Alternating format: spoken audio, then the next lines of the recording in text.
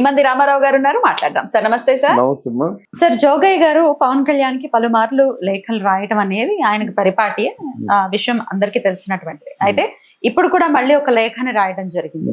రకరకాల విషయాల గురించి ప్రస్తావించారు. ఆయన సినిమాల గురించి డెఫినెట్ గా ప్రస్తావన ఉంది. అలాగే కృష్ణా జిల్లాకి వంగవీటి మోహన్ రంగా అనే పేరు పెట్టాలనే అంశం ఒక్కటైతే, కాపుల్ని బీసీలోకి మార్చాలి అనేది ఎప్పుడో అంతకుముందే చంద్రబాబు నాయుడు గారు కూడా అనుకున్నారు, కానీ అది సార్థకం అవ్వలేదు.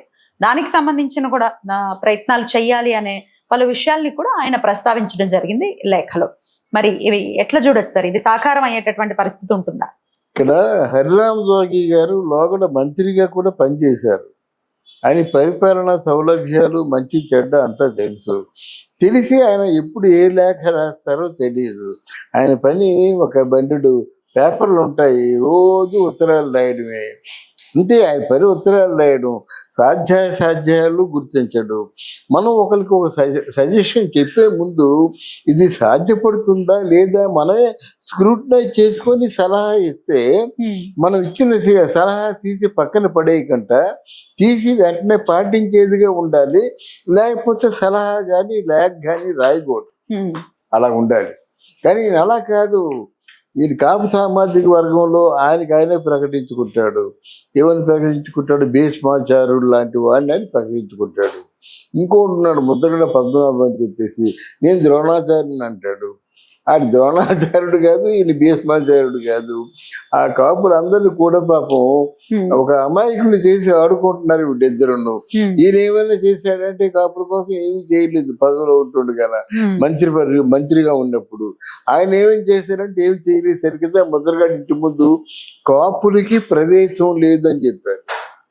మరి కాపు నాయకుడు అనుకుంటాడు. ఇప్పుడు రెడ్డిగా మారిపోయాడు.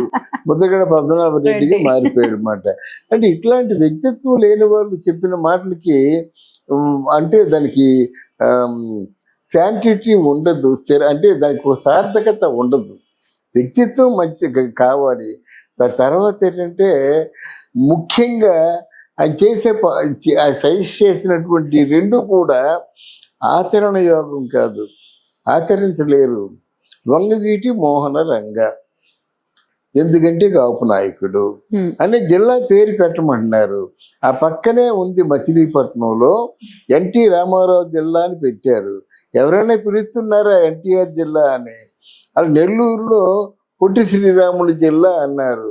మీరేం చేయాలి? పొట్టి శ్రీరాములు జిల్లా అని రాయిపోతే దాన్ని రిజెక్ట్ చేయాలి. పొట్టి శ్రీరాములు జిల్లా రాయిపోయినా నెల్లూరు జిల్లా అంటే మీకు అది వెళ్ళిపోతుంది. ఇక్కడ ఎన్టీ రామారావు రాయిపోయినా వెళ్ళిపోతుంది. దేన్నో ఒకదాన్నే కన్ఫర్మ్ చేయాలి. మళ్ళీ కృష్ణా జిల్లా, వంగవీటి మోహన్ రంగ జిల్లా, ఇవన్నీ కూడా ఈ తాలూకా ఎంత మండలం, గ్రామం ఇవన్నీ ఇప్పుడు రాస్తారు. ఉత్తరాలు రాస్తారా? కోచింగ్లో రాస్తారా? ఇలా మెసేజ్ కొడితే వెళ్ళిపోతుంది. అటువంటి రోజుల్లో ఈ జిల్లాల పేర్లు ఎవరు చూస్తున్నారమ్మా? ఈ జిల్లాల పేర్లన్నీ ఒకప్పుడు కమ్యూనికేషన్ కేవలం కరస్పాండెన్స్ ద్వారా ఉన్నప్పుడు, కానీ ఇప్పుడు నువ్వు మెసేజ్ పెడుతున్నావు, ఏ జిల్లా పెడుతున్నావా? డైరెక్ట్గా అమ్మ నువ్వు ఒకసారి బయలుదేరరా అంటే వచ్చేస్తున్నావు అంతే. అంటే ఈ ప్రస్తుతం ఉన్న కాలమాన పరిస్థితులు బట్టి వీళ్ళు నిర్ణయాలు తీసుకోవాలి. గనక జిల్లా పెడతారా పెట్టరా అంటే జిల్లాతో పెద్ద పని లేదని నా ఉద్దేశం. ఒకవేళ పెట్టినట్టయితే ఆ పేరే పెట్టి పిలవాలి. అంటే ఆ పోయిన వ్యక్తుల తాలూకు వాళ్ళని అవమానం చేయకూడదు, ఆయన అభిమానుల తాలూకు మనోభావాలు దెబ్బతినకూడదు. ఒకటి, కాపులకి రిజర్వేషన్ కావాలంటున్నారు. ఈ సంగతి తెలీదా వాళ్ళకి? కాపులకి రిజర్వేషన్ కాకుండా కార్పస్ ఫండ్ 2000 కోట్లు ఇచ్చాడు అప్పుడు చంద్రబాబు నాయుడు. అంటే కార్పస్ ఫండ్ వేరు, రిజర్వేషన్ వేరు. రిజర్వేషన్ అయితే హక్కుగా భావించి ఖచ్చితంగా ఇవ్వడమే. కార్పస్ ఫండ్ అంటే కాపుల సంక్షేమం కోసం కేటాయించబడ్డ డబ్బు. దానికి దీనికి తేడా ఉంది కదా. హక్కుగా దాన్ని గవర్నమెంట్ అయితే చేయాలంటే కష్టం కదా. అందువల్ల ఆయన కొంచెం ఆలోచిస్తున్నాడు. ఇంకోటి ఏంటంటే, ఎప్పుడైతే మీరు బీసీల్లో కలపండి, బీసీలకి ఎంత కేటాయించండి అన్నారు, మిగతా కులస్తులందరూ మా మాట ఏంటి అంటున్నారు. అరే బ్రాహ్మణులు ఎప్పటి నుంచో ముత్తుకుంటున్నారమ్మా, మాకు అసలు ఆదాయం లేదయ్యా బాబు, మమ్మల్ని అగ్ర కులాల్లో తోసేశారు, మా పిల్లల్ని చదివించుకోలేకపోతున్నారని గట్టిగా చెప్తున్నాడు అనమాట. వీళ్ళు చూస్తే నమస్కారం పెడతారు, ఇంటికి వెళ్తే ఏగలమవుతారు వాళ్ళకి. అలా అంటున్నారు. మాకు కులం కాదు, అంత పేదరికాన్ని బట్టి మా పిల్లలు బాగా చదువుకుంటున్నారు, మెరిట్ని బట్టి మాకు ఆదుకోండి అంటున్నారు. మరి వాళ్ళ మాట ఏంటండి? Yeah.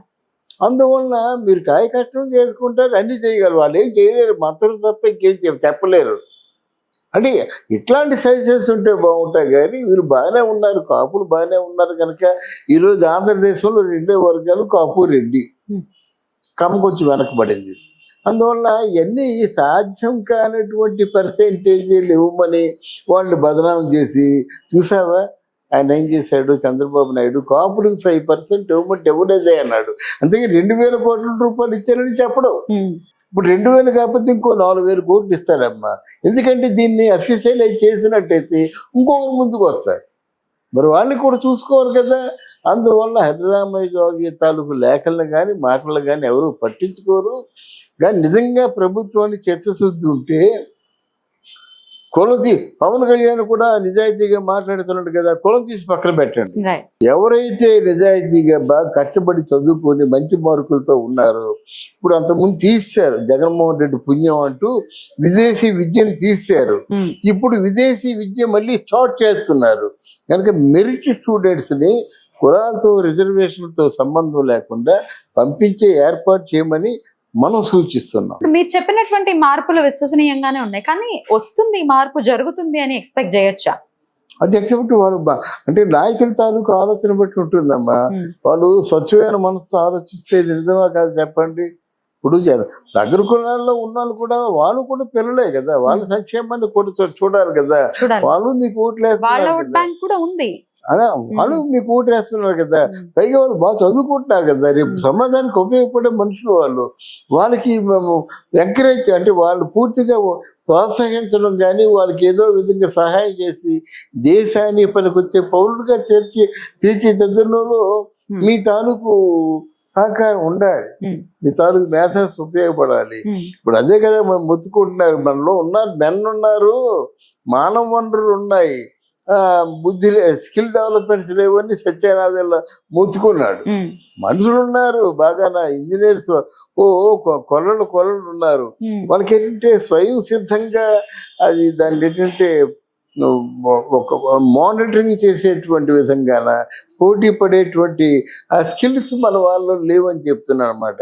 ఎక్కడి నుంచి వస్తాయి స్కిల్స్? అందువల్ల ఆ విధంగా మెరిట్ స్టూడెంట్స్ని, ఆయా శాఖల్లో పట్టున్న స్టూడెంట్స్ని ప్రోత్సహించే విధంగా అంతకుముందు చంద్రబాబు నాయుడు చీఫ్ మినిస్టర్గా ఉంటుండగా అమెరికాలో చేస్తున్న ఉద్యోగస్తుల్లో 23% ఆంధ్ర వాళ్ళే. మళ్ళీ ఆ స్థాయికి చేరుకోవాలని మనం